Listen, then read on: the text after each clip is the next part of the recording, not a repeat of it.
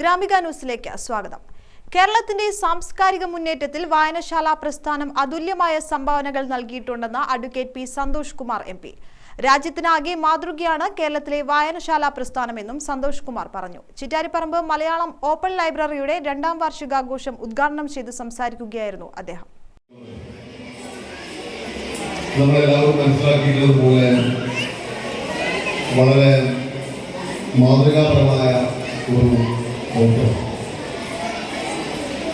നമ്മുടെ രാജ്യത്ത് ഒരുപക്ഷെ ലോകത്ത് തന്നെയും ഏറ്റവും കൂടുതൽ ലൈബ്രറികൾ, ഗ്രന്ഥാലയങ്ങൾ, വായനശാലകളൊക്കെയുള്ള പ്രദേശം നമ്മുടെ കേരളമാണ്.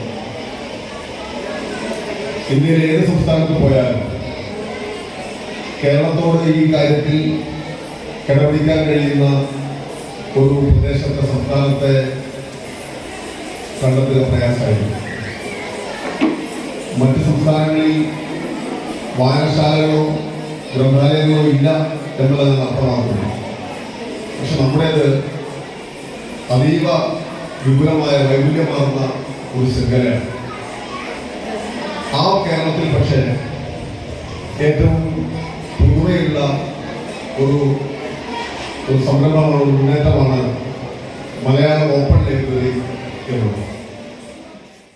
ചിറ്റാരിപ്പറമ്പ് ഗവൺമെന്റ് ഹയർ സെക്കൻഡറി സ്കൂളിൽ നടന്ന പരിപാടിയിൽ ചിറ്റാരിപ്പറമ്പ് പഞ്ചായത്ത് പ്രസിഡന്റ് വി ബാലൻ അധ്യക്ഷനായി. വിവിധ മേഖലകളിൽ മികവ് തെളിയിച്ച TP ഗംഗാധരൻ, ഡോക്ടർ ഷാന കിനാത്തി എന്നിവരെ ചടങ്ങിൽ ആദരിച്ചു. Doctor Kumaran Vayaleri, TKD Muzhappilangad, M Roja, KV Dharmarajan, Vinod Thodikkalam, Jayarajan Mudappathur തുടങ്ങിയവർ സംസാരിച്ചു. വിവിധ കലാപരിപാടികളും അരങ്ങേറി. ഗ്രാമിക ന്യൂസ് കൂത്തുപറമ്പ്.